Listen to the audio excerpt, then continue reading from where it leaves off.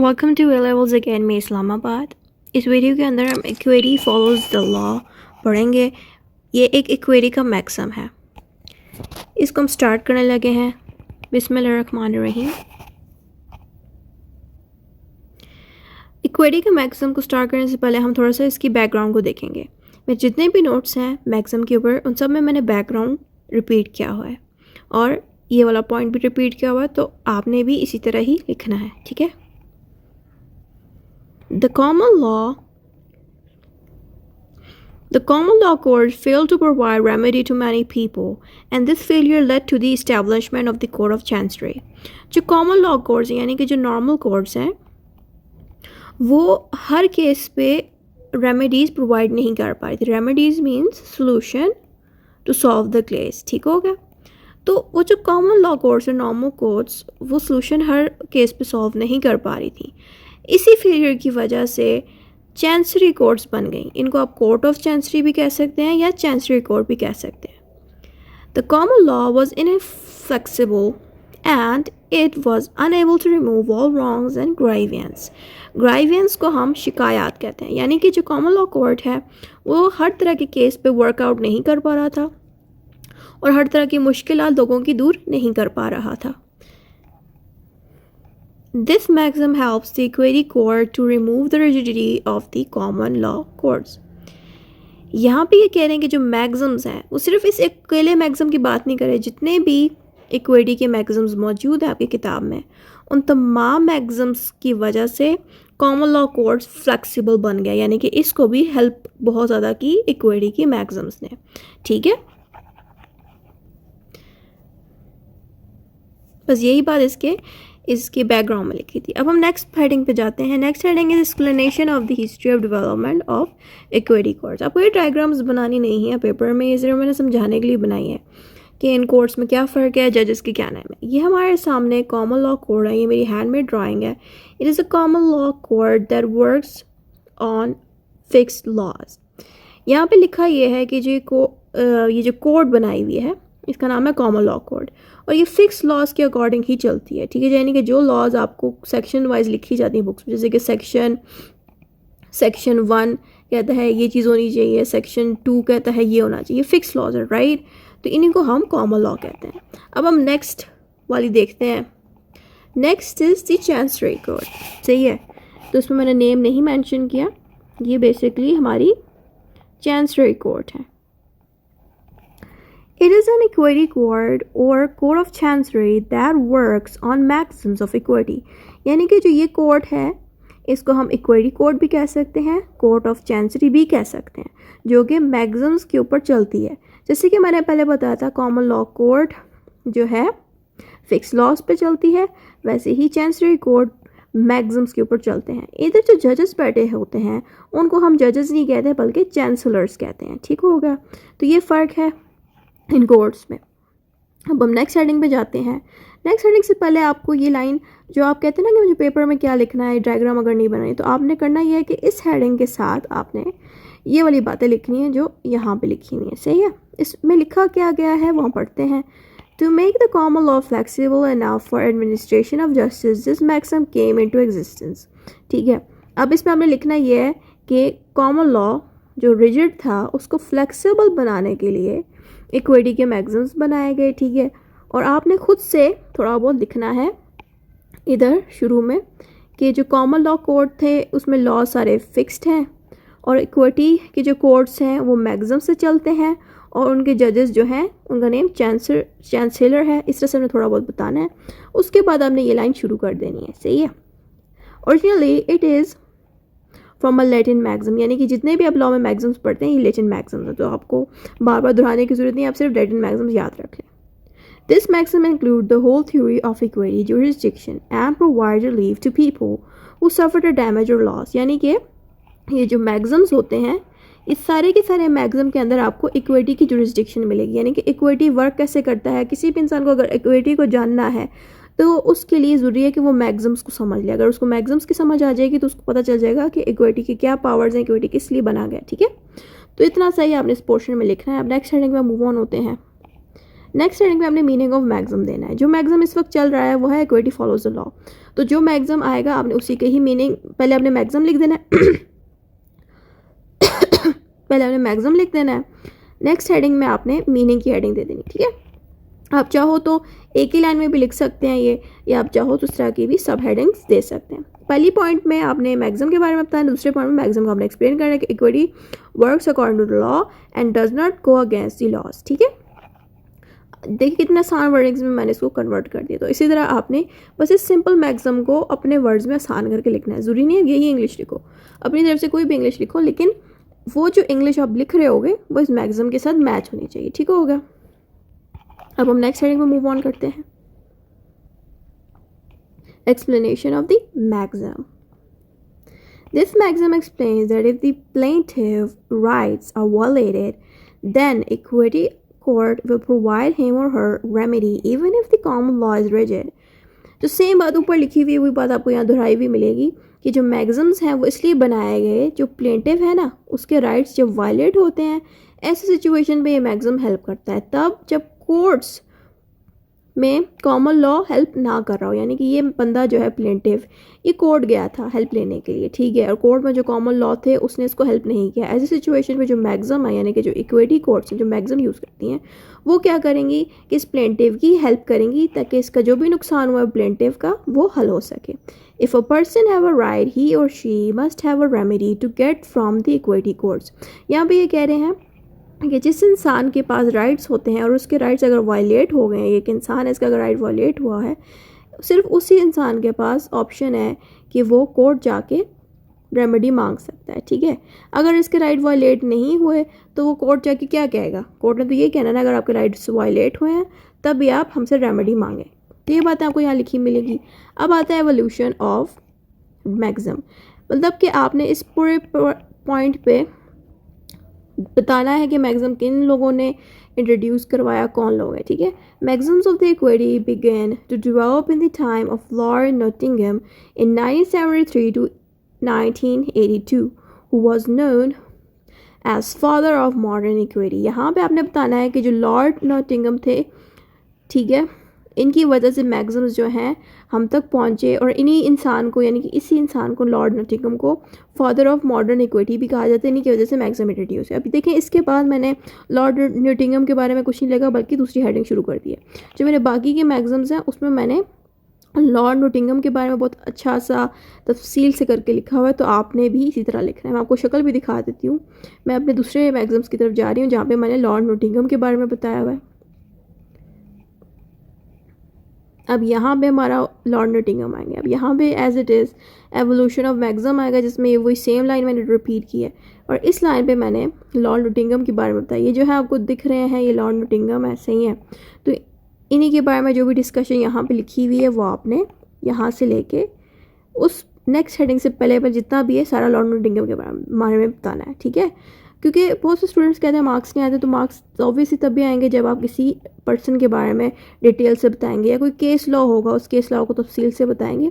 जैसे इस तरह से लिखा हुआ है वैसे ही केस लॉ भी आप बताएं, वैसे आप किसी इंसान के बारे में बताएं, उससे मार्क्स बहुत अच्छे आते हैं। अगर आपको इस हिस्ट्री को या इस डिटेल को नहीं लिखना तो बस थोड़ा सा लिखिए भी आप छोड़ सकते हैं। जैसे कि मैंने ये पिछला मैक्सिम है, मैं ज़रा उस मैक्सिम पे पहुँचती हूँ जो हम कर रहे थे, ठीक है।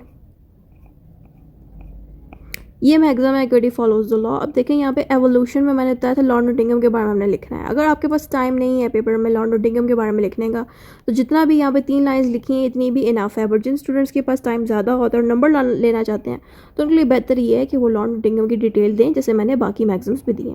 इस पर मैंने इसलिए नहीं दी क्योंकि ये जो नोट्स हैं मैंने थोड़ा जल्दी बनाए थे, यानी कि ये मैंने जनवरी में बनाए थे और वो जो ऊपर नोट्स दिख रहे हैं वो बिल्कुल मैंने रिसेंटली बनाया है, यानी कि अभी हाल ही में, इसलिए उनमें आपको लॉर्ड नॉटिंघम की डिटेल मिल रही है, ठीक है। तो मैं चेंजेस मैंने इसलिए नहीं की क्योंकि टाइम शॉर्ट था, लेकिन आप लोग लॉर्ड नॉटिंघम के बारे में इंक्लूड करिएगा अगर आपको मार्क्स ज़्यादा चाहिए। अगर नहीं चाहिए ज़्यादा मार्क्स, आप कहते हैं बस एवरेज नंबर भी आ जाए, पासिंग मार्क्स भी आ जाए, तो इतना भी इनफ है। जिन स्टूडेंट्स को ज़्यादा नंबर चाहिए तो वो केस लॉ को भी डिटेल से लिखा करें या किसी पर्सन के बारे में भी डिटेल दिया करें, उससे भी एग्जामिनर पर एक पॉजिटिव इंप्रेशन चाहता है कि इस बच्चे को बहुत ज़्यादा नॉलेज है। Then we have important points of the maxim. वहाँ पर जो मैंने लॉर्ड नॉटिंघम के ऊपर वाला पोर्शन बताया था ना कि अगला हेडिंग आएगी इंपॉर्टेंट पॉइंट्स, वैसे सेम ही इसी में भी वही हेडिंग है, ठीक है। तो इसकी हेडिंग्स और बाकी सारी हेडिंग्स 90% मैंने सेम ही रखी है ताकि याद रखना मुश्किल ना हो किसी भी स्टूडेंट के लिए। अब इंपॉर्टेंट पॉइंट्स क्या हैं कि people were entitled for a right, यानी कि जिस इंसान का राइट वॉलेट होता है वो उसके पास राइट होना ज़रूरी है। अगर उसके पास राइट ही नहीं है, ठीक है, तो इट मीन्स उसका कुछ वायलेट ही नहीं हुआ, कुछ ख़राब ही नहीं हुआ। मिसाल के तौर पे इस इंसान के पास ये गाड़ी है, ठीक है, और इस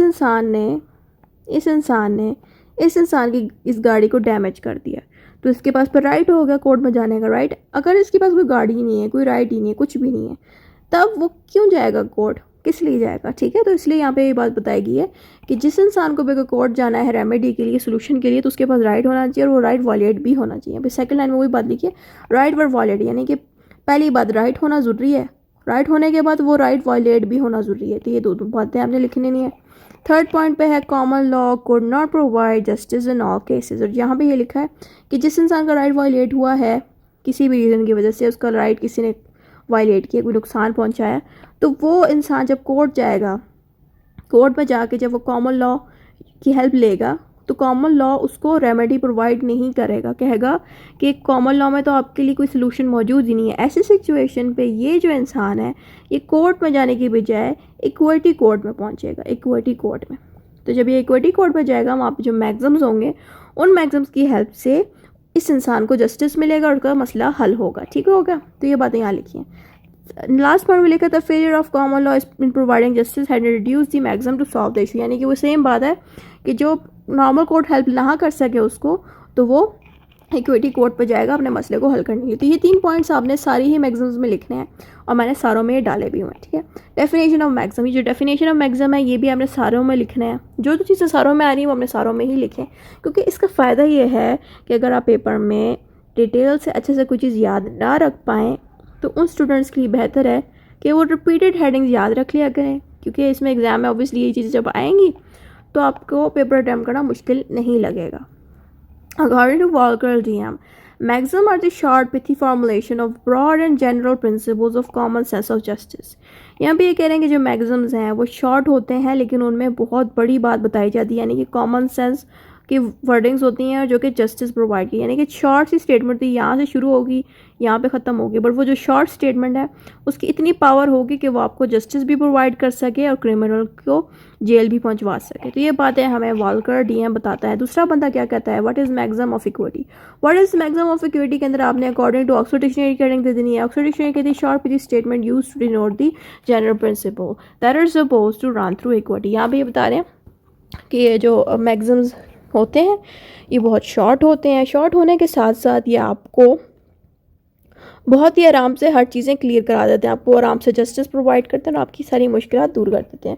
वही सेम बात है पर थोड़ा घुमा के बोलते हैं। अगली heading interpretation of the term maximum. Maximum की आपने इंटरप्रिटेशन की हेडिंग दे देनी है जिसमें आपने ब्लैक्सफोर्ड डिक्शनरी से डालनी है। इसमें a traditional legal principle that had been frozen into concise expression, यानी कि ये कुछ लीगल टर्म्स होते हैं जो कि बहुत छोटी छोटी वर्डिंग्स बनती हैं, यानी कि एक ही लाइन के अंदर आपको काफ़ी ज़्यादा गहराई से एक बहुत ज़्यादा बड़ा लॉ समझाया जाता है। इस चीज़ को हम कहते हैं मैक्सिम्स। अगली हेडिंग है बेसिस ऑफ द मैक्सिम। अब हमारा जो इक्विटी फॉलोज द लॉ ये किस मैक्सिम यानी कि किस रिटन वर्ड्स के साथ रिलेट करता है। Obviously equity follows the law English language में लिखा हुआ है, ठीक है, इंग्लिश लैंग्वेज। तो ज़ाहिर बात है इसकी लैटिन लैंग्वेज कौन सी होगी, वो लैटिन लैंग्वेज लाजमी आपको आनी भी चाहिए, ठीक है, और आपको इधर लिखनी भी है। क्यों मैंने कहा आनी चाहिए कि बाज़ औक़ात एग्जामिनर ना आपके माइंड को चेक करने के लिए वो इक्विटी फॉलोज द लॉ नहीं लिखेगा पेपर में, ठीक है। शायद एग्जामिनर लिख दे डिफाइन दिस एक्विटस सेक्विटोर लिगम। वहाँ पे आप बैठे होंगे कंफ्यूज हुए कि मैम ये कहाँ से आ गई, टीचर ने थोड़ी आपको हेल्प करनी है।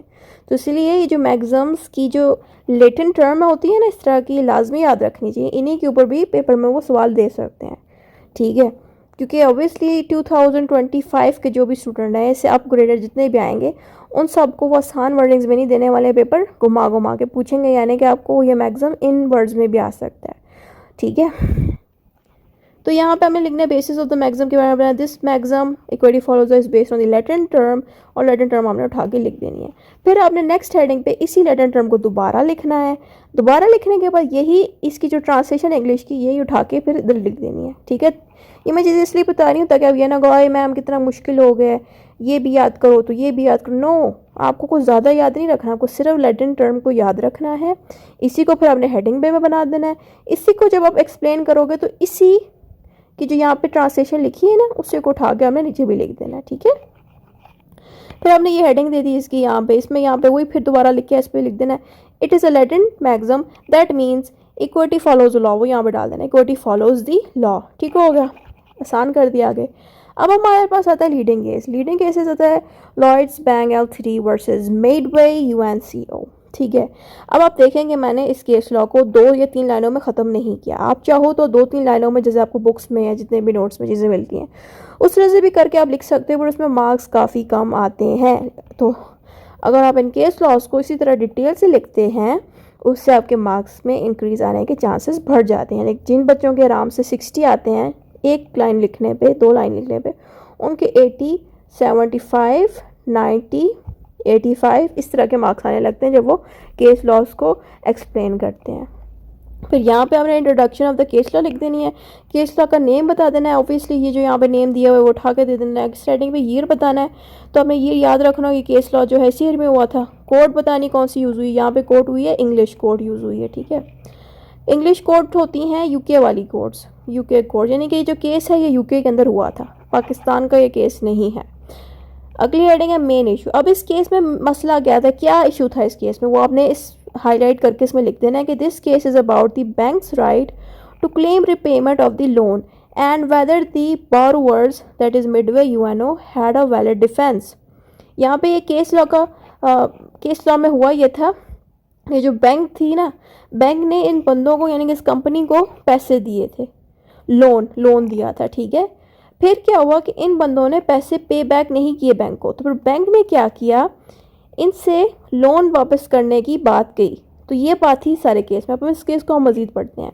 इसके स्टार्टिंग में सिर्फ आपने इंट्रोडक्शन बतानी है, इंट्रोडक्शन की हेडिंग देखिए आपने नेम, ईयर, कोड और मेन इशू बताना है। अब इससे अगली हेडिंग है बैकग्राउंड ऑफ द केस। इसमें हमने पूरा इस बैंक की तफसील देनी। ये हमारे सामने बैंक की पिक्चर है, लॉयड्स बैंक, राइट। इसमें हमने पॉइंट वाइज एक्सप्लेन करना है। पहला पॉइंट है हमारे पास, Lloyds bank gave a loan to Midway UNO LTD, यानी कि लॉयड बैंक ने मिडवे कंपनी को पैसे दिए। मैंने इसमें कंपनी नहीं लिखा, UNO LTD लिखा, क्योंकि इसका नेम केस में था इस तरह। ठीक है, तो बेसिकली कंपनी वाले लोग हैं जिनको बैंक वालों ने पैसे दिए थे। फिर the loan was meant for the companies business needs, और इस कंपनी के नीड्स के लिए, कंपनी को चलाने के लिए बैंक ने पैसे दिए। जाहिर बात है ये मिडवे वाले यानी कि जो कंपनी वाले हैं खुद ही बैंक के पास गए थे लोन लेने के लिए कि हमारा बिजनेस नहीं चल रहा, अब हमें पैसे दे दें। तो Midway UNO fail to repay the amount on time. जाहिर बात है जब मिडवे वाली जो कंपनी है इन्होंने जब बैंक से लोन लिया तो जाहिर बात है कोई कॉन्ट्रैक्ट हुआ होगा ना, तो जो कॉन्ट्रैक्ट हुआ होगा उसमें कोई डेट होती है। ठीक है, डेट लिखी जाती है कि आज क्या डेट है, आज जैसे कि 3 फरवरी है, 3 फरवरी 2025। ठीक है, तो हुआ ये होगा कि मिडवे वाले कंपनी ने इस डेट को बैंक से जाके लोन की कॉन्ट्रैक्ट किया। ठीक है, और फिर बैंक वालों ने कहा ठीक है आप इस डेट को हमसे कॉन्ट्रैक्ट कर लें, और आपने 20 मार्च 2025 यानी कि 1 महीने बाद आपने हमें लोन वापस करना है। अब मिडवे वालों ने क्या किया, लोन तो ले लिया लेकिन ये डेट आ गई और लोन अब तक वापस नहीं किया बैंक को। तो ये था इस पूरे केस का बैकग्राउंड कि उन्होंने टाइम निकाल लिया और बैंक वालों को पैसे वापस नहीं किए। अब लीगल क्वेश्चन क्या आता है हमारे पास, can the borrower Midway UNO avoid repaying the loan by arguing that the loan agreement was unfair और अनएनफोर्सेबल। अब लीगल क्वेश्चन ये भी आ सकता है कि क्या मिडवे कंपनी को रीपे करना है लोन को, यानी कि जो अब देखो 2 लॉयर्स होते हैं ना दोनों पार्टी पे, एक ये लॉयर मैंने बनाया हुआ है, एक ये लॉयर है, एक ये जो लॉयर है वो बैंक की साइड पे है एक ये जो लॉयर है वो कंपनी की साइड पे यानी कि मिडवे की कंपनी की साइड पे है। तो जो ये वाला लॉयर है वो कोर्ट में यानी कि जज के सामने, कोर्ट के अंदर जज के सामने वो ये भी कह सकते हैं, कंपनी के लॉयर ये भी कह सकता है कि क्या बैंक वालों ने जो हमें लोन एग्रीमेंट दिया है क्या वो वैलिड था भी कि नहीं, क्या उसमें अनफेयर चीज़ें थी कि नहीं। ठीक है, अगर ये कंपनी वाला बंदा यानी कि जो लॉयर है जो मिडवे की साइड पे यानी कंपनी की साइड पे अगर ये प्रूव कर देता कोर्ट में कि जो एग्रीमेंट है वो अनफेयर है और इन्फोर्सेबल नहीं था, तो बैंक वाले फिर लोन नहीं ले सकेंगे। जैसे कि आप सब ने कॉन्ट्रैक्ट का सब्जेक्ट तो पढ़ा ही होगा। कॉन्ट्रैक्ट तभी वैलिड होता है, सही होता है, जब उसमें जो कॉन्ट्रैक्ट जब कर रहे होते हैं तो दोनों पार्टीज़ की राय लेनी चाहिए, यानी कि दोनों पार्टीज़ को विदाउट इन्फ्लुएंस, विदाउट फोर्स दोनों पार्टीज़ ने साइन किया हो, ठीक है, और दोनों पार्टीज़ को उस कॉन्ट्रैक्ट का पता हो। तो ये सारी चीज़ें जो है कॉन्ट्रैक्ट में होना ज़रूरी है, तभी वो कॉन्ट्रैक्ट वैलिड होगा, अनफेयर नहीं होगा। तो अगर ये जो कॉन्ट्रैक्ट बनाया है अगर ये गलत हुआ, जिसमें फोर्स हो मौजूद, जिसमें बातें ऐसी लिखी हों जो अनअवेयर हों, अनअवेयर मीन्स यानी कि कॉन्ट्रैक्ट में ऐसी बातें हों जो दोनों पार्टीज़ को पता ना हो, अगर ऐसी चीज़ें मौजूद हुई तो बैंक वाले कंपनी से पैसे वापस फिर नहीं मांग सकेंगे। तो यहाँ पे यही बात चल रही है कि अगर ये चीज़ें मौजूद हुई, कोई मसला बना हुआ हो कॉन्ट्रैक्ट में, तो ऐसे सिचुएशन पे बैंक पैसे नहीं मांग सकते। बात है arguments of the parties. Arguments क्या कहो, यानी कि दोनों पार्टीज़ की सुनी जाएगी कि दोनों पार्टीज़ क्या क्या राय दे रहे थे इसको, इस केस में। तो पहला है लॉयर्स बैंक आर्ग्यूमेंट्स। इसका पहला आर्ग्यूमेंट यह था, the bank give the loan based on a legal agreement, यानी कि बैंक ने एक लीगल एग्रीमेंट के थ्रू ही कंपनी को पैसे दिए थे। यानी कि बैंक वाले लोगों ने, और ये मैं एक साइड पे बहुत सारे लोग बनाती हूँ, ठीक है, यहाँ पे बहुत सारे लोग हैं, ये बैंक के लोग हैं, कंपनी के, इन दोनों ने मिल के एक एग्रीमेंट किया। ये एग्रीमेंट लीगल था, ठीक है, यानी कि इसमें सारी चीज़ें लॉ एंड ऑर्डर के हिसाब से ही इस बैंक के एग्रीमेंट में चीज़ें मौजूद थी। Midway UNO must pay it as per the terms of the contract. As per the term का मतलब है अकॉर्डिंग टू द टर्म्स का मतलब है जो चीज़ें कॉन्ट्रैक्ट में लिखी गई हैं उनको हम टर्म्स कहते हैं। जो चीज़ें कॉन्ट्रैक्ट में हैं उसी के हिसाब से ही पैसे देने हैं, ठीक है। अगर अकॉर्डिंग टू द टर्म्स नहीं लिखना चाहते आप ये भी लिख सकते हो according to the contract, right. समझ आ रही है? यानी कि जिन स्टूडेंट्स कह रही हूँ, जिन लोगों ने कॉन्ट्रैक्ट के हिसाब से साइन किया, कॉन्ट्रैक्ट किया, उसी हिसाब से ही पेमेंट देनी पड़ेगी। यानी कि कॉन्ट्रैक्ट में अगर डेट लिखी गई है ना 20 मार्च को पे बैक वापस करना, यानी कि पैसे इन लोगों को वापस करने हैं, ठीक है, 20 मार्च 2025 कॉन्ट्रैक्ट के अंदर लिखी गई है डेट, तो ज़ाहिर बात है जो डेट लिखी गई है उसी हिसाब से इनको पे बैक करना है, ठीक है। तो यही बात यहाँ पे लिखी है। अब दूसरी पार्टी क्या कहते हैं, तो मिडवे की जो कंपनी है उनकी आर्ग्यूमेंट्स हम तब देखते हैं। They claim there were irregularities in the loan agreement, यानी कि जो मिडवे यूएनओ एग्रीमेंट है, जो मिडवे की कंपनी है, वो लोग ये कहते हैं कि जो लोन एग्रीमेंट है वो था ही ख़राब, उसमें कोई प्रॉब्लम थी, ठीक है। यहाँ पे लिखा लोन एग्रीमेंट में इरेगुलरिटीज़ थी, यानी कि प्रॉब्लम्स थी, ये वो लोग कहते हैं। अगला पॉइंट है, they argued that these irregularities made the loan unenforceable. यहाँ पे ये कह रहे हैं कि इन प्रॉब्लम्स की वजह से, यानी कि जो इरेगुलरिटीज़ थी, इनकी वजह से जो लोन है ना वो इन्फोर्सेबल नहीं है, यानी कि हमें लोन देने की ज़रूरत नहीं, क्योंकि जो कॉन्ट्रैक्ट हुआ था ना लोन का वो था ही ख़राब, उसमें प्रॉब्लम्स थी, ये कंपनी वाले लोग कह रहे थे, ठीक है। अब हम कोर्ट के डिसीजन पे जाते हैं कि जज साहब ने इस पर क्या फ़ैसला सुनाया था। पहला पॉइंट था, तो court ruled in the favour of Lloyds bank, यानी कि जज ने बैंक वालों की साइड ली।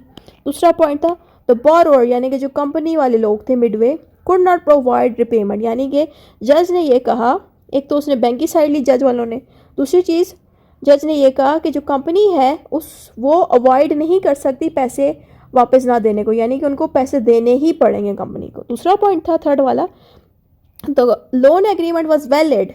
मैं सर्कल इसलिए कर रही हूँ ताकि आपको पता चले वैलिड एक इम्पोर्टेंट पॉइंट है।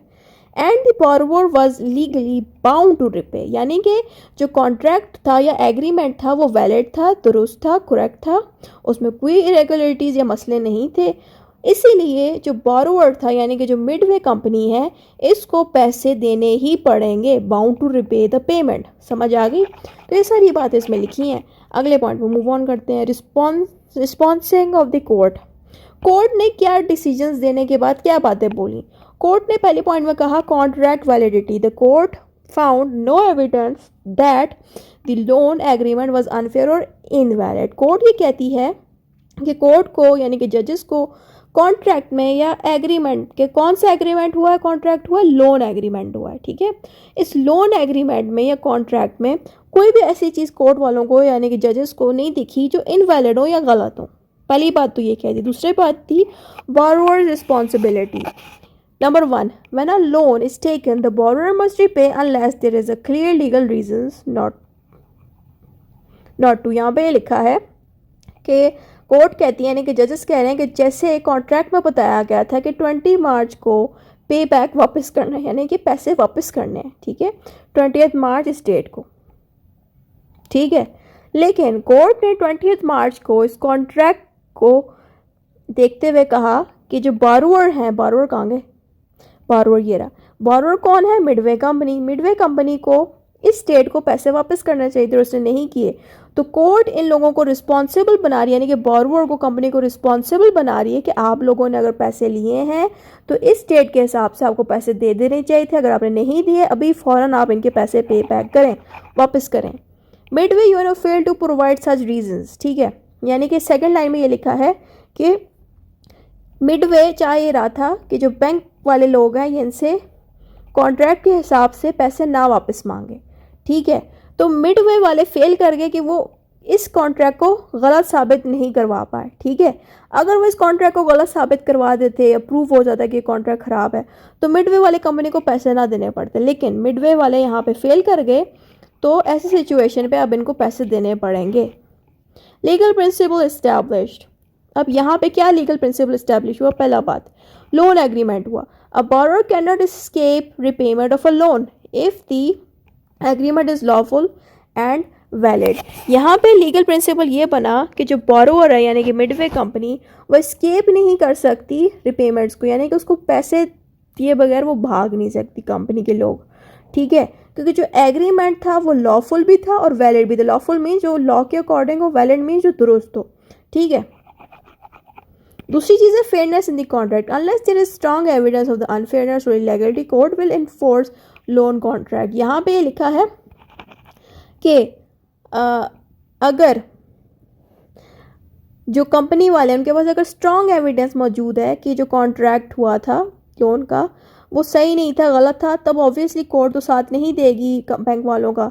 लेकिन इस सिचुएशन पे जो कॉन्ट्रैक्ट था वो बिल्कुल ठीक था, इलीगल नहीं था, बिल्कुल सही था, तभी तो कोर्ट ने इस पे फैसला सुनाया, कॉन्ट्रैक्ट को वैलिड कहा। तो यही बात यहाँ लिखी है, यानी कि उससे जो ऊपर वाली बातें हैं वो मैंने यहाँ पे रिपीट कर दी। आप चाहो तो ये लिखो, चाहो तो ये छोड़ दो, ऊपर वाली बातें लिख दो, ठीक है। इम्पैक्ट ऑफ द केस, अब इस केस से क्या इम्पैक्ट बना, ये केस हमारे इक्विटी में क्यों इतना इंपॉर्टेंट है, तो ये बातें आपको यहाँ लिखी मिलेंगी। पहला पॉइंट है this case give importance of honouring financial agreement. इस केस लॉ होने से क्या हुआ कि जो फाइनेंशियल एग्रीमेंट्स है, फाइनेंशियल एग्रीमेंट्स कौन से होते हैं, यानी कि लोन एग्रीमेंट्स हो गए या पैसों से रिलेटेड जितने भी एग्रीमेंट्स होते हैं, इनको हम फाइनेंशियल एग्रीमेंट कहते हैं, ठीक है। तो ऐसी सिचुएशन पे इस केस लॉ की वजह से इन एग्रीमेंट्स को बहुत ज़्यादा इंपॉर्टेंस मिली, ठीक है। दूसरा पॉइंट है it clarified the claim of unfairness must be backed by solid evidence to challenge the valid contract. तो सेकंड पॉइंट पे हमें ये चीज़ पता चली कि जो केस है, इस केस में हमें ये पता चला कि आप लोगों के पास सॉलिड एविडेंस होना चाहिए किसी भी कॉन्ट्रैक्ट को गलत साबित करने के लिए, ठीक है। अगर आप कॉन्ट्रैक्ट को गलत साबित कराना चाहते हो तो आपके पास एविडेंस होना चाहिए, आपके पास पूरा का पूरा प्रूफ होना चाहिए। जैसे हवा में आप नहीं कह सकते कि जो कॉन्ट्रैक्ट है वो गलत है। तो इस केस का हमारे पास यही इंपॉर्टेंस है। अब अगली हेडिंग पे मूव ऑन करते हैं, application of the maximum in the case. अभी तक वही केस चल रहा है, यानी कि जो केस है लॉर्ड्स बैंक का, वो अभी तक चल रहा है। इसमें क्या लिखा है कि जो मैक्सिमम है, इक्विटी फॉलोज द लॉ, ये इस केस लॉ पे कैसे अप्लाई होता है। पहली हेडिंग है chancery court used equity maximum. The court enforced the legal loan agreement because it was valid under the law. यहाँ पे जो चैंसरी कोर्ट्स थी, यानी कि जो इंग्लिश कोर्ट्स थी या चैंसरी कोर्ट्स थी, इन्होंने क्या किया कि जो लोन एग्रीमेंट था उसको लीगल साबित किया और इसको इन्फोर्स कर दिया, यानी कि इन कोर्ट्स को लगा कि जो एग्रीमेंट है वो एकदम ठीक था, वैलिड था और लॉ के अकॉर्डिंग था, अंडर द लॉ था, ठीक है।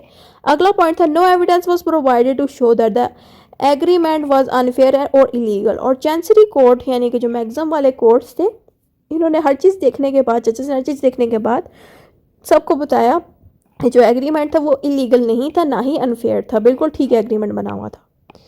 थर्ड पॉइंट ये था कि जो Midway tried to involve equitable arguments, claiming that the agreement was unfair.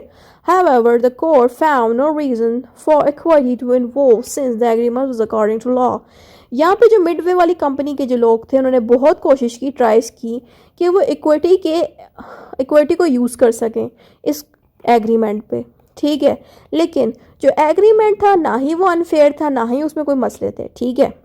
उन्होंने बड़ी कोशिश की मिडवे वालों ने कि जो एग्रीमेंट है बड़ा अनफेयर तरीके से बना है, कोशिश तो बड़ी की, लेकिन जो कोर्ट्स थी यानी कि जो चैंसरी कोर्ट्स या कोर्ट ऑफ इक्विटी थी, इनको कोई रीज़न नहीं मिला, कॉन्ट्रैक्ट के अंदर कोई ऐसी चीज़ मौजूद ही नहीं थी कि इसको हटाया जा सके या चेंज किया जा सके। ज़ाहिर बात है वो जो कॉन्ट्रैक्ट बना था वो अकॉर्डिंग टू लॉ बना था। तो ऐसी सिचुएशन पे क्या हुआ कि इक्विटी फॉलोज द लॉ हो गया। समझ आ रही है? यानी कि जो लॉ के अकॉर्डिंग बना हुआ कॉन्ट्रैक्ट है जिसमें कोई प्रॉब्लम नहीं थी, ऐसी सिचुएशन पे इक्विटी लॉ के मामला में दखल नहीं देगी और जो भी चीज़ें यहाँ पे मौजूद हैं उसी के हिसाब से फैसला दिया जाएगा। यानी कि अगर इक्विटी ना भी होती, कोई भी कोर्ट होती जो लॉ के अकॉर्डिंग ही चल रही है, इक्विटी के अकॉर्डिंग नहीं चल रही, वो भी यही डिसीजन लेती जो इक्विटी के कोर्ट्स ने लिया है। तो तभी यहाँ पे लिखा जा रहा है कि यहाँ पे इक्विटी फॉलो कर रहा है लॉ को। दूसरा पॉइंट है equity respected the law in this case as there was no injustice that required equitable relief. यहाँ पे लिखा जा रहा है कि जो इक्विटी है ना उसको कोई भी रॉन्ग नहीं नज़र आया, कोई भी ऐसी चीज़ नहीं नज़र आई कॉन्ट्रैक्ट में जो गलत हो। तो इसीलिए जो भी चीज़ें लॉ के अकॉर्डिंग उस कॉन्ट्रैक्ट में लिखी थी उसी को ही इक्विटी ने फॉलो किया, रिस्पेक्ट किया और कोई भी छेड़छाड़ी नहीं की। Equity follows the law in this case. अब इसी में दोबारा बताया गया है कि लीगल फ्रेमवर्क यूज हुआ है। The loan agreement followed legal principles so equity did not contradict the law.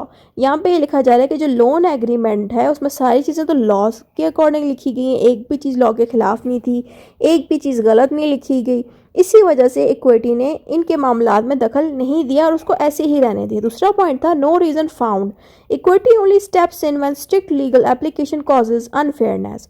यहाँ पे ये लिखा है कि जो इक्विटी है वो तब इन्वॉल्व होता है जब लॉ को यूज़ करने से भी प्रॉब्लम बन रही होती है, यानी कि लॉ कुछ ऐसी चीज़ क्रिएट कर देता है जिससे अनफेयरनेस या किसी पार्टी को नुकसान पहुँचता, तो तब इक्विटी इन्वॉल्व होती है। लेकिन इस केस में जो केस हुआ है लॉर्ड बैंक वाला, in this case Midway UNO failed in to prove any unfairness. जो मिडवे कंपनी है वो कॉन्ट्रैक्ट को गलत साबित नहीं कर सकी। तो ऐसी सिचुएशन पे इक्विटी ने कोई एक्शन नहीं लिया और कॉन्ट्रैक्ट को वैसा ही रहने दिया। और क्योंकि वो जो कॉन्ट्रैक्ट था वो लॉ के अकॉर्डिंग था, इसीलिए कोई चीज़ फाउंड नहीं हुई, तो इक्विटी ने चुप करके इस फैसले को सुना दिया कि बैंक वाले लोग ठीक है, उनका एग्रीमेंट ठीक है। Sports the legal contract, the case describes that equity cannot be used as an excuse to escape lawful obligations unless there is a clear evidence of inequality।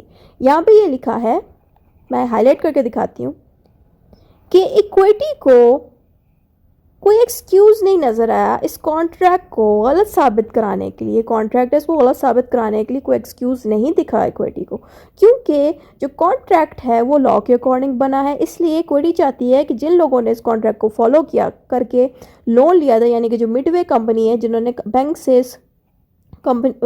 से पैसे लिए थे, तो ज़ाहिर बात है इसमें इस कॉन्ट्रैक्ट में ड्यूटी बताई गई है कि मिडवे वालों ने अगर बैंक से पैसे लिए तो उनकी ड्यूटी ये है कि ऑन फिक्स डेट यानी कि 20 मार्च, जो मैंने बताई थी कि ऑन 20 मार्च आपको चाहिए कि आप उन पैसों को वापस कर दें। मैंने ये 20 मार्च गैस की है डेट, ज़रूरी नहीं है यही डेट हो, मैं वैसे ही बता रही हूँ कि कोई भी डेट हो सकती है, 1 मई हो सकती है, कोई भी अगर कोई भी डेट मौजूद है इसमें, तो जिन लोगों ने पैसे लिए हैं उनको चाहिए कि उसी डेट पे वो उन पैसों को टाइम पे वापस करें। तो यहाँ पे इक्विटी हमें ये सिखा रहा है कि जो मिडवे हैं वो एक्सक्यूज़ेस नहीं बना सकते, जो भी चीज़ें इस कॉन्ट्रैक्ट में थी सारी लीगल थी और जो टाइम पे उनको पैसे पे करने चाहिए थे वो उनको टाइम पे देने चाहिए। इसलिए उनकी ऑब्लिगेशन जो पैसे ऑब्लिगेशन में जो रिस्पॉन्सिबिलिटी है या ड्यूटी है, तो जो भी रिस्पॉन्सिबिलिटी कॉन्ट्रैक्ट में लिखी गई है कि पैसे वापस करने स्टेट को, उसी डेट को उनको वापस करने चाहिए, ठीक है। तो कोई इनइक्वालिटी नहीं हुई, सब कुछ सही था। ये चीज़ हमें यहाँ पे इस केस लॉ में मिली है। अब यहाँ पे आगे ये केस लॉ खत्म हो रहा है। अब आता है application of the maxim.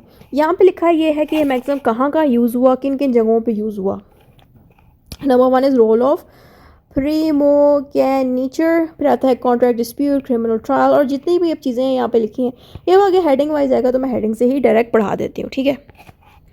Role of primogeniture, I think I said wrong, primogeniture है कि गैनिचर है, चलो छोड़ो, अब इसको हम रीड आउट करते हैं। Under the rule of primogeniture, when a person died without making a will, their land and property were inherited by their elder son. यानी कि ये जो कॉन्सेप्ट है ना, रोल ऑफ प्रीमोगेनिचर, राइट, इसका कॉन्सेप्ट ये है कि कोई इंसान, मिसाल के तौर पे ये किसी के बाबा हैं, फादर है, ठीक है, किसी के फादर ने विल बनाए बगैर यानी कि वसीयत बनाए बगैर अपनी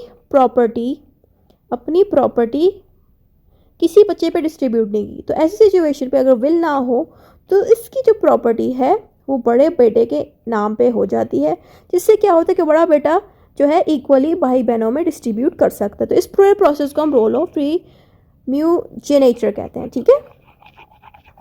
तो यही बात इसकी फर्स्ट लाइन में लिखी है, even if there meant excluding younger sibling, यानी कि अब एल्डर भाई की मर्जी है, वो छोटे भाई को प्रॉपर्टी दे ना दे तो उसकी मर्जी है, ठीक है। This rule was applied strictly at common law and court of equity would not interfere even if the outcome was seen as unfair। यहाँ पे ये कह रहे हैं कि जो ये रूल है ये कॉमन लॉ के अंदर बहुत ज़्यादा यूज़ होता है और इसमें इक्विटी भी इतना ज़्यादा इंटरफेयर नहीं कर सकती, ठीक है।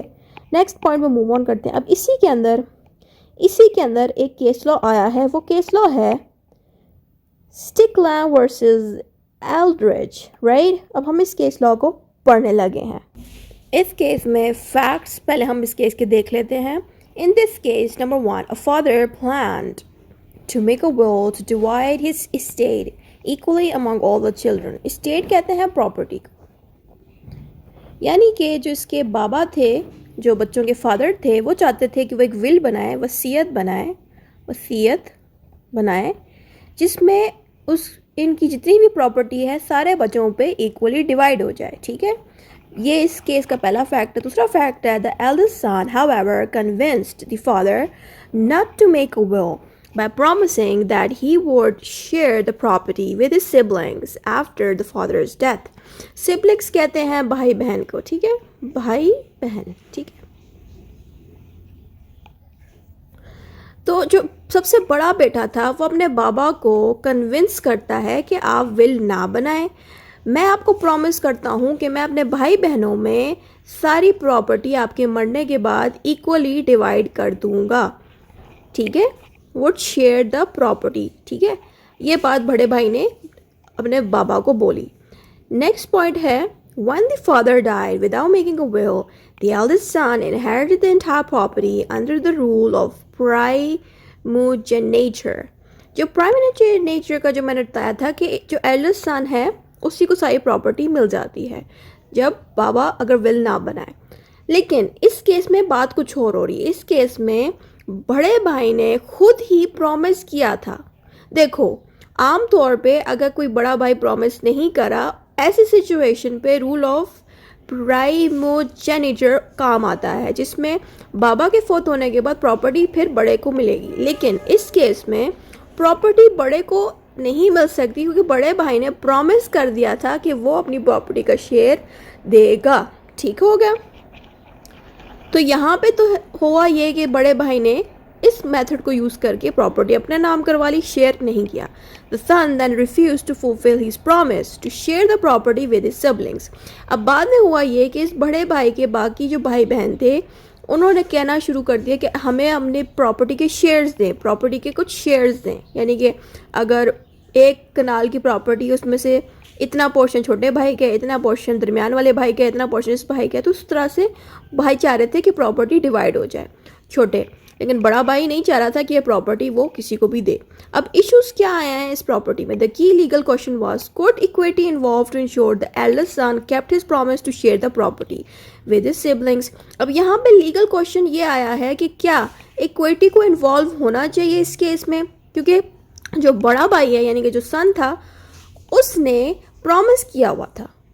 तो इस प्रॉमिस के होते हुए क्या इक्विटी को इन्वॉल्व होना चाहिए कि वो इस प्रॉमिस को पूरा करे, बहन भाइयों को उनकी प्रॉपर्टी दे। ठीक है, अगली हेडिंग पे मूव ऑन करते हैं। जिस तरह से मैंने लिखी है ना ये हेडिंग सारी, इसी तरह से ये आपने भी लिखनी है। ठीक है, इससे मार्क्स बहुत अच्छे आएंगे कि स्टूडेंट टीचर्स देखेंगे कि आपने केस लॉ कितना अच्छा एक्सप्लेन किया। अब अगली हेडिंग है दी कोर्ट्स डिसीजन। ठीक है, अब कोर्ट ने इस पे क्या डिसीजन दिया, पहला पॉइंट देखते हैं। The court ruled that the equity could involve in this case because the son had made a promise. यहाँ पे कोर्ट कह रही है कि इक्विटी इन्वॉल्व हो सकती है इस केस में, क्योंकि जो सन है, जो एल्डेस्ट सन है जिसने प्रॉपर्टी अपना नाम कर ली, उसी सन ने प्रॉमिस भी किया था अपने बाबा को, अपने फादर को, कि मैं जिम्मेदारी लूँगा कि प्रॉपर्टी सब पे इक्वली डिवाइड कर दूँ।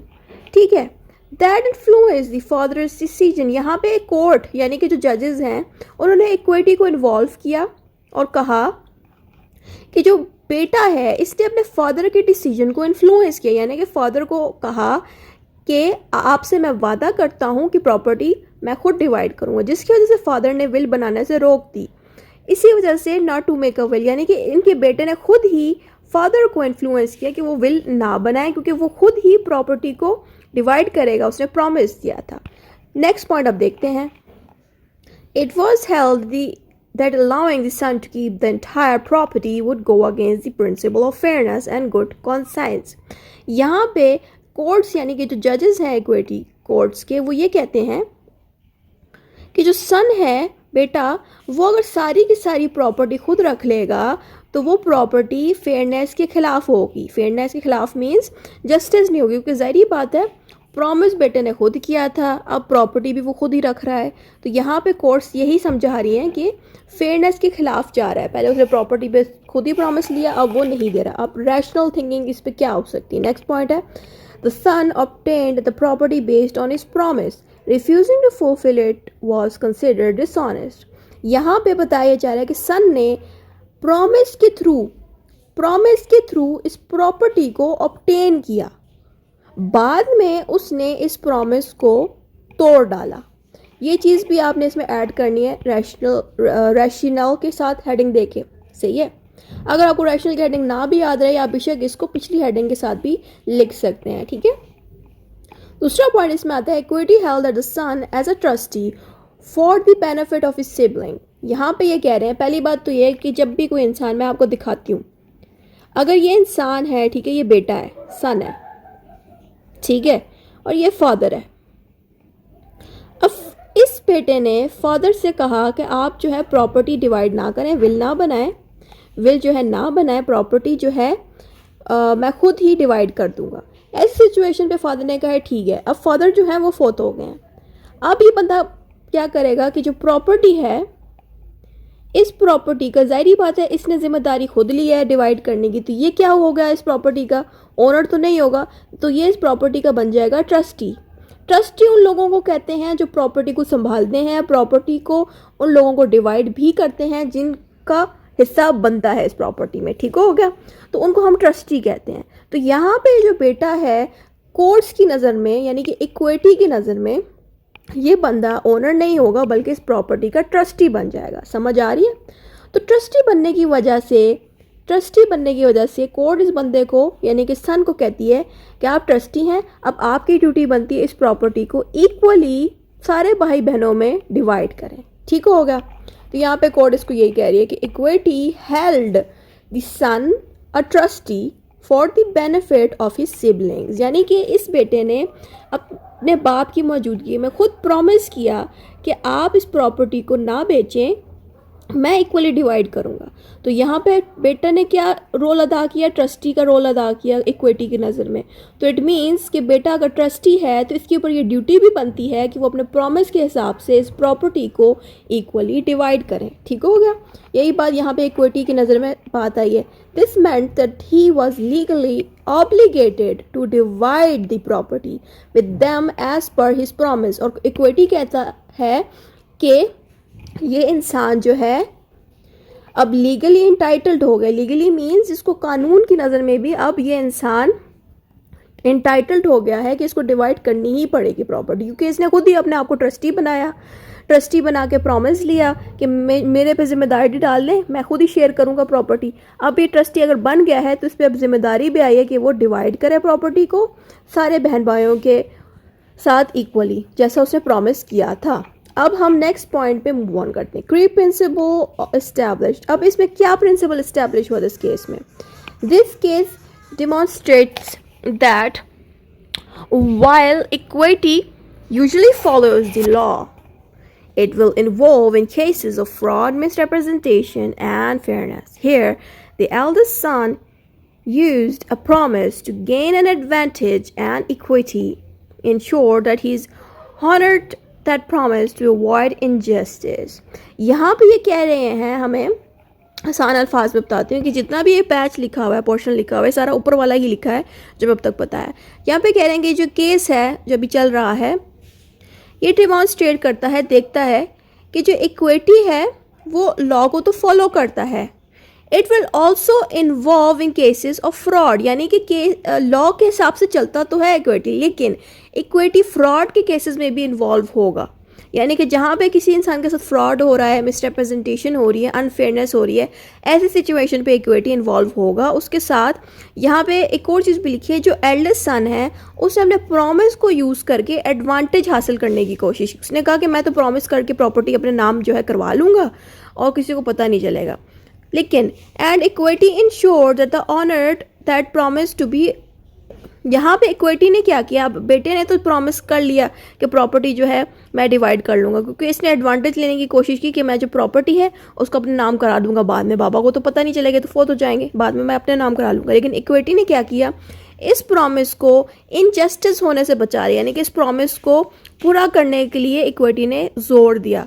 ये नहीं कहा कि ठीक है बेटे को मिल गया तो ठीक है आप ही रख ले, बाकी बहन भाइयों को नहीं दे, बल्कि इक्विटी ने इस प्रॉमिस को ऑनर्ड दिया, यानी कि इसको इंपॉर्टेंस थी और कहा कि आप इस प्रॉमिस को पूरा करें ताकि किसी भी इंसान के साथ इनजस्टिस ना और बहन भाइयों में इक्वली प्रॉपर्टी डिस्ट्रीब्यूट हो जाए। नेक्स्ट पॉइंट आता है contract distribution in contract disputes. अच्छा, अब ये यहाँ पे आके ना नेक्स्ट हेडिंग शुरू की, यहाँ तक जो है हमारा केस लॉ खत्म हो गया। बेसिकली जो केस लॉ था ये पिछली हेडिंग के साथ था, ठीक है, वो रोल ऑफ क्रिमिनलाइजेशन के साथ, ठीक है। अब दूसरी हेडिंग आती है कॉन्ट्रैक्ट डिस्ट्रीब्यूशन की। इन contract disputes the principle of equity follows the law requires that any disputes be resolved in accordance with the terms of the contract. यहाँ पे ये बताया जा रहा है कि जो इक्विटी है, इक्विटी खुद से ना किसी कॉन्ट्रैक्ट में घुसे, बल्कि जब भी इक्विटी कोई फैसला सुनाए तो उस कॉन्ट्रैक्ट को देखते हुए सुनाए, यानी कि जो भी चीज़ें उस कॉन्ट्रैक्ट में लिखी हैं, लीगल चीज़ें जो लिखी हैं उस कॉन्ट्रैक्ट में, उसी के हिसाब से इक्विटी वर्क करे। ये बातें हमें यहाँ पे लिखी हैं ताकि जो भी डिस्प्यूट हो जाता है, डिस्प्यूट मीन्स लड़ाई लग जाती है किसी भी कॉन्ट्रैक्ट की वजह से, तो इक्विटी को चाहिए कि वो कॉन्ट्रैक्ट को देख के ही उस मसले को सॉल्व करे। ये बातें यहाँ लिखी है। अगली हेडिंग है criminal trials. In criminal trials the principle of equity follows the law ensures all defendants are given a fair trial. यहाँ पे ये बताया जा रहा है कि जो इक्विटी है वो लॉ को फॉलो करेगा, और लॉ को फॉलो करते हुए इक्विटी ये भी देखेगा कि जो डिफेंडेंट्स हैं, यानी कि जो क्रिमिनल्स हैं, जिनको क्रिमिनल्स बनाया जाता है, आमतौर पर क्रिमिनल्स को हम डिफेंडेंट की जगह पर रखते हैं। क्रिमिनल्स जो बनते हैं ना, उनको भी एक फेयर ट्रायल का मौका होना चाहिए। बाज़ औक़ात पुराने दौर में, आजकल के दौर में ऑब्वियसली दोनों पार्टीज़ को सुना जाता है, लेकिन जब बहुत ही पुराने ज़माने का लॉ अगर देखें तो उसमें होता ये था ना कि जिस इंसान ने शिकायत लगाई होती है उसको हम प्लेंटिव कहते हैं, ठीक है। जिस इंसान ने शिकायत लगाई होती है किसी दूसरे बंदे के खिलाफ, जिसके खिलाफ शिकायत लगाता है वो डिफेंडेंट होता है, ठीक है। अब जो डिफेंडेंट होता है उस बेचारे को अक्सर पास्ट के दौर में इस बेचारे की बात ही नहीं सुनी जाती, सिर्फ प्लेंटिव की बात सुन के डिसीजन दे दिया जाता था और डिफेंडेंट को क्रिमिनल बना दिया जाता था। लेकिन इक्विटी के आने से क्या हुआ कि इक्विटी लॉ को तो फॉलो करेगा, लेकिन इक्विटी ये भी करेगा कि जो डिफेंडेंट की साइड से जो लोग होंगे उनको मौका देगा कि वो भी एक फेयर ट्रायल कर सकें। ये यहाँ पे मैंने सर्कल किए। फेयर ट्रायल का मतलब है कि इनकी साइड की बातें भी सुनी जा सकें, इनको भी मौका मिले कि वो भी अपनी राय पेश कर सकेंगे कोर्ट के सामने, क्योंकि पुराने दौर में डिफेंडेंट्स को इतना मौका नहीं दिया जाता था, इनको ऐसी ही सज़ा बाजूका दे दी जाती थी। तो इक्विटी के आने से ये चीज़ें भी चेंज हुई। Next point is real estate dispute. Real estate से ही पता चल गया होगा कोई ऐसे डिस्प्यूट जो प्रॉपर्टी से रिलेटेड हो, ठीक है। In real estate disputes, the principle of equity follows the law, ensures that the disputes are resolved in accordance with the property laws and other relevant similar legal principles. यहाँ पे ये कह रहे हैं कि जो इक्विटी है वो लॉ को फॉलो भी करेगा और लॉ को कुछ इस तरह से फॉलो करेगा कि इक्विटी खुद से डिसीजंस नहीं देगा बल्कि लॉ से हेल्प लेगा. लॉ से कैसी हेल्प लेगा कि लॉ वाले एक्ट्स जैसे कि प्रॉपर्टी लॉ, यानी कि इक्विटी कोई भी प्रॉपर्टी डिस्प्यूट्स के अंदर इन्वॉल्व होगा तो वो क्या करेगा कि प्रॉपर्टी लॉ से हेल्प लेगा, यानी कि प्रॉपर्टी से रिलेटेड जितने लॉज बने हुए हैं उनसे हेल्प लेके उन डिस्प्यूट्स को सॉल्व करेगा जो स्टेट्स और प्रॉपर्टी से रिलेटेड हैं. यही बात हमें यहाँ लिखी मिली है. Next point is trust and state. यहाँ पे भी ऑब्वियसली जो भी ट्रस्ट एक्ट हैं, ट्रस्ट प्रॉपर्टी एक्ट्स हैं, इनसे हेल्प लेके ही इक्विटी डिसीजन देगा. यानी कि यहाँ पे सेम बात है, सब में रिपीट हो रही है, सिर्फ एक्ट्स फ़र्क है. जैसे कि यहाँ पे स्टेट एक्ट आ जाएगा, प्रॉपर्टी एक्ट होगा, यहाँ पे उस तरह से ट्रस्ट एक्ट होगा. ठीक हो गया. अब इसको हम पढ़ लेते हैं. In the trust and states matters the principle of equity follows the law ensures that any dispute are resolved in accordance with the trust act and the property act. यहाँ पे ये कह रहे हैं कि इक्विटी लॉ को follow करेगा और फॉलो इस तरह से लॉ को करेगा कि जब भी इक्विटी किसी भी ट्रस्ट एक्ट से रिलेटेड मैटर्स को सॉल्व करने की कोशिश करेगा तो वो लॉ की हेल्प इस तरह से लेगा कि लॉ जो है अपना ट्रस्ट एक्ट ऑब्वियसली लॉ ने बनाया हुआ है, तो लॉ ने जो ट्रस्ट एक्ट बनाया हुआ है तो इक्विटी इसी ट्रस्ट एक्ट को देख के इनके ऊपर डिसीजंस देगा. ये बात यहाँ लिखी है. प्रॉपर्टी को मैं पहले ही बता चुकी हूँ इस हेडिंग पे. ठीक है. अब नेक्स्ट हेडिंग इज टैक्सेशन. यहाँ पे भी ऑब्वियसली टैक्सेशन लॉज के अकॉर्डिंग इक्विटी करेगा. यहाँ पे लिखा हुआ है in taxation matters the principle equity follows the law ensure the tax payers are treated fairly and in accordance with the tax laws. अब यहाँ पे ये कहा गया है कि जो इक्विटी है वो लॉ को फॉलो करेगा इन अ सेंस के, अब मिसाल के तौर पे किसी इंसान को कोई टैक्स रिलेटेड मैटर आ गया, टैक्स डिस्प्यूट आ गया, कोई भी टैक्स डिस्प्यूट में टैक्स रिलेटेड कोई लड़ाई लग गई है, कोई प्रॉब्लम लग गई है, तो इक्विटी के पास वो बंदा आया है. ठीक है. तो इक्विटी क्या करेगा, लॉ को फॉलो करेगा. लॉ को क्या फॉलो करेगा, लॉ के बनाए हुए टैक्स लॉज को देखेगा इक्विटी, फिर इक्विटी एंड टैक्स लॉ को देखते हुए ही डिसीजंस को लेगा. सही है. अब आती है exceptions of the equity follows the law. अब एक्सेप्शंस का मतलब है कि कौन सी जगहों पे इक्विटी जो है इन्वॉल्व होगा या नहीं होगा. एक दफ़ा इसको पढ़ लेते हैं फिर मैं आपको बताती हूँ. There are some exceptions to the principles of equity follows the law वे कोर्ट में apply principle that are not according to law. यहाँ पे ये बताया जा रहा है कि कुछ ऐसी चीज़ें हैं जिसमें इक्विटी इन्वॉल्व होगी लेकिन उसमें लॉ नहीं इन्वॉल्व होगा. ठीक है. तो इसको इसलिए हमें इसको एक्सेप्शन की हमने हेडिंग दी है कि कुछ ऐसे केसेस आएंगे लाइफ में आपकी जिसमें आपको इक्विटी का यूजेस दिखेगा लेकिन लॉ का नहीं. अब वो क्या चीज़ें हम देखते हैं. दीज एक्सेप्शंस में include unconscionable contract, fraud, misrepresentation, unjust gains. तो इन तीनों का हम हेडिंग वाइज पढ़ लेते हैं ताकि समझ आए. पहला है अनकॉन्सेनेबल कॉन्ट्रैक्ट. अगर आपको ये लफ्ज़ ना याद रहे तो आप इसकी जगह लिख दें रॉन्गफुल कॉन्ट्रैक्ट या रॉन्ग कॉन्ट्रैक्ट. ठीक है. अनकॉन्शियस थोड़ा एग्जामिनर को थोड़ा लगेगा कि इतना डिफरेंट लैंग्वेज है, डिफरेंट वर्ड है, तो वो मार्क्स दे देगा. लेकिन अगर आप अपनी आसानी के लिए लिखना चाहते हो तो रॉन्ग कॉन्ट्रैक्ट लिख दें. ठीक है. या इलीगल कॉन्ट्रैक्ट है, जो भी आपके जहन में माइंड पे आए बात. ठीक है. A court may find that a contract is so one-sided and oppressive that it is against equity and refuse to ensure it because equity court are providing justice even if the law thinks such contracts are correct. Yet equity will not support if contract contains wrongful element. यहाँ पे ये कह रहे हैं कि जो contract है वो बहुत ज़्यादा वन साइडेड है. वन साइड मीन्स कि एक ही पार्टी को सपोर्ट करा, दूसरी पार्टी को सपोर्ट नहीं करा. यानी कि आपने कॉन्ट्रैक्ट अगर पढ़ा हुआ है तो कॉन्ट्रैक्ट दोनों साइड से ही बनता है. यानी कि ये कॉन्ट्रैक्ट मैंने पेज लिखा हुआ है तो इसको पार्टी वन और पार्टी टू दोनों इस कॉन्ट्रैक्ट को एक्सेप्ट करेंगे. ठीक है.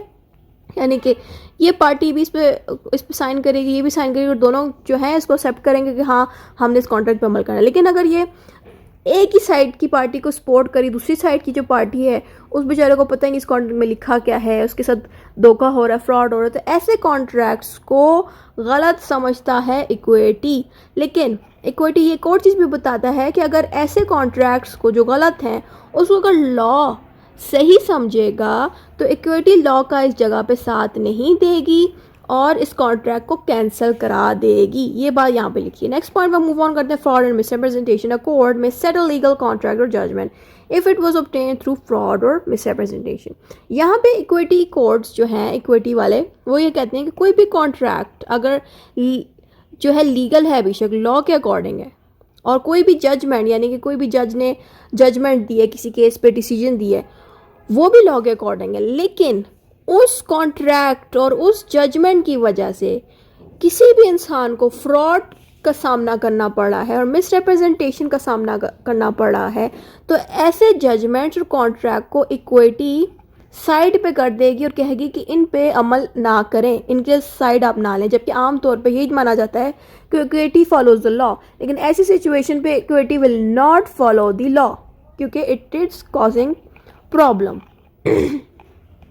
Unjust gain. A court may order a party to return property or money that was obtained through unjust means, even if it was obtained legally, yet equity would be against such wrong acts. यहाँ पे लिखा ये जा रहा है कि equity courts ऐसी property को और ऐसे पैसों को कहेगी कि आप इन पैसों को वापस लौटा दें उन लोगों को जिनसे आपने छीना था। बेशक लॉ के अंडर इस चीज़ को सही माना जा रहा है क्योंकि उन लोगों ने किसी से भी लेने के बाद लीगल पेजेस और लीगल डॉक्यूमेंट्स उस पर लगा दिए हैं, लेकिन कोर्ट फिर भी कहेगी कि आपने गलत तरीके से, इक्विटी ये भी कहेगी कि आपने गलत तरीके से इसको ऑब्टेन किया है। बेशक लॉ उसको सही माने लेकिन हम उसको सही नहीं मानेंगे, आप इस चीज़ को वापस कर दें, हमारी नज़र में ये चीज़ गलत है। समझ आ रही है? तो ये बातें हैं, इन चीज़ों पर इक्विटी जो है लॉ को सपोर्ट नहीं करेगी। अब नेक्स्ट हेडिंग हमारे पास आती है ज्यूरिस्ट व्यू अबाउट मैगज़म। अब यहाँ पे कुछ दो ज्यूरिस्ट हैं जिनके कुछ व्यूज़ हैं इस मैगज़म के ऊपर। क्या व्यू है हम पढ़ने लगे हैं। Following mention jurist discussed about the maxim of equity follows the law. पहला है view of professor Maitland, then we have second person is view of professor Snell. अब मेटलैंड का क्या व्यू है। Equity came into destroy the law but to fulfil it. यहाँ पे Maitland कहता है कि इक्विटी लॉ को तबाह करने के लिए नहीं आया बल्कि लॉ को सपोर्ट करने के लिए बनाया गया है। To supplement it, to explain it. यहाँ पे कह रहे हैं कि मेटलैंड कहता है कि इक्विटी को लॉ को सपोर्ट करने के लिए बनाया गया है, इसके अंदर थोड़ी सी चेंजेस करने के लिए बनाया गया ताकि इसको और बेहतर किया जा सके। लॉ की एक्सप्लेनेशन में हेल्प करने के लिए बनाया गया। नहीं, कुछ ऐसे लॉज होंगे जो लोगों को समझ नहीं आएंगे तो इक्विटी हेल्प करेगा उन लॉज को एक्सप्लेन करने में। तो बेसिकली मेटलैंड ये बता रहा है कि इक्विटी जो है लॉ को तबाह करने के लिए नहीं आ रहा बल्कि लॉ को और बेहतर करने के लिए आ रहा है। दूसरी लाइन में लिखा है everything about law was to be obeyed by equity, equity had completed the law. यहाँ पे मेटलैंड कहता है कि लॉ में जितना कुछ भी मौजूद है उन सब चीज़ों को इक्विटी फॉलो करता है, ठीक है। और इक्विटी के होने से लॉ इटसेल्फ कंप्लीट अपने आप को समझता है, लॉ को कंप्लीट किया गया है इक्विटी ने, ठीक है। ये व्यू था मेटलैंड का। दूसरे का व्यू देख लेते हैं। दूसरे हमारे पास view of professor Snell. When there are some important circumstances where common law does not provide relief, then equity interferes। यहाँ पे प्रोफेसर स्नेल भी वही बात करते हैं कि कुछ ऐसे पॉइंट्स होते हैं ज़िंदगी में, कुछ ऐसे सर्कमस्टांसेस होते हैं कि कॉमन लॉ जो है रिलीफ प्रोवाइड नहीं कर पाता, तो ऐसी सिचुएशन पे इक्विटी रिलीफ प्रोवाइड करता है, इक्विटी इंटरफेयर करता है और ऐसे मामलात में ताकि रिलीफ मिल सके, जस्टिस मिल सके। So we can say that equity follows the law but not slavishly nor always. यहाँ पे ये कह रहे हैं प्रोफेसर स्नेल कि इक्विटी जो है लॉ को फॉलो तो करता है लेकिन गुलाम की तरह फॉलो नहीं करता, ना ही उसको हर वक्त फॉलो करता रहेगा, ना ही उसकी हर दफ़ा बात मानेगा, और ना ही ऐसा भी हो सकता है कि इक्विटी कुछ जगहों पे बात मान भी जाए। तो यहाँ पे प्रोफेसर स्नेल हमें सीधी तरह बता रहे हैं कि इक्विटी जो है कभी बात मानेगा लॉ की, कभी नहीं मानेगा। जैसे मैंने ऊपर कुछ आपके सामने पॉइंट्स पढ़े थे कि जहाँ पे कॉन्ट्रैक्टर गलत हो, बेशक उसको लॉ सही माना है, तो वहाँ पे इक्विटी उसकी बात नहीं मानेगा, और कुछ जगहों पे इक्विटी लॉ को फॉलो करेगा बहुत अच्छे से। तो यही बातें हमें प्रोफेसर सुनील बता रहे हैं। अगली हेडिंग है limitation of the मैगज़म। Limitation of the मैगज़म का मतलब है कि कहाँ का ये मैगज़म यूज़ नहीं आप कर सकते। इसमें लिखा है the maxim equity follows the law has some limitation which are being described as under. Number 1 is circumstances when equity not follow the law. पहला पॉइंट है। अब इस पहले पॉइंट को हम यहाँ इस हेडिंग से पढ़ लेते हैं। अभी ना बाकी पॉइंट्स को भी हम हेडिंग्स के साथ ही पढ़ लेंगे, ठीक है।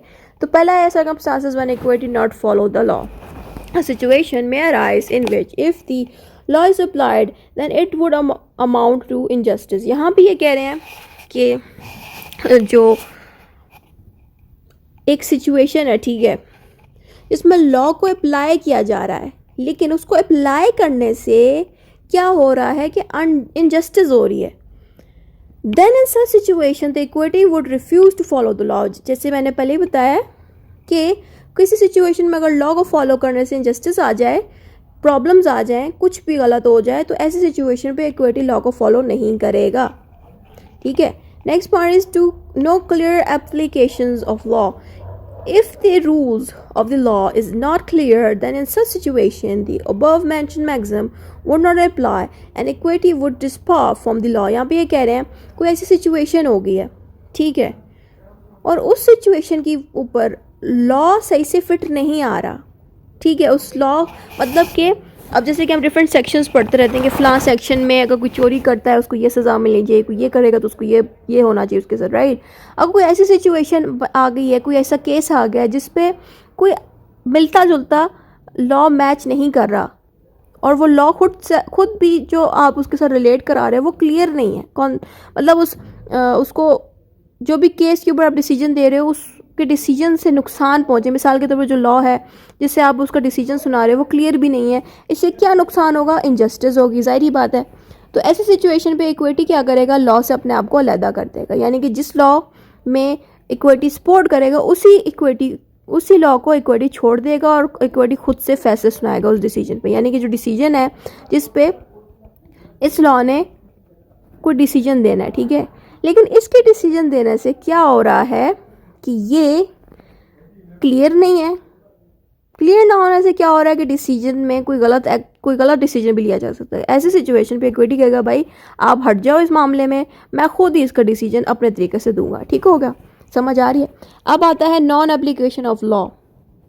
Where the rule of law does not apply, then in such situation equity would help and provide justice। यहाँ पे बिल्कुल सीधी बात बोली जा रही है कि कुछ ऐसे केसेस हैं जिनमें लॉ अप्लाई ही नहीं होता, जिसमें लॉ का कोई ना रेफरेंस मिल रहा है। अब जैसे पहले वाले में ना, इसमें मैंने बताया कि रेफरेंस मौजूद है, लेकिन वो जो रेफरेंस है ना लॉ का जो सेक्शन मौजूद है या रेफरेंस, वो इतना ज़्यादा क्लियरली मैच नहीं करा उस केस पे, तो ऐसी सिचुएशन में भी लागू हो सकता है इक्विटी। लेकिन इसमें यह बताया जा रहा है कि लॉ का कोई सेक्शन ही मौजूद नहीं, बिल्कुल भी उसको यूज़ नहीं किया जाए, ना ही क्लियर। यहाँ पे तो कहा जा रहा है ना कि थोड़ा बहुत यूज़ किया जा रहा है लॉ को, लेकिन वो क्लियर नहीं है।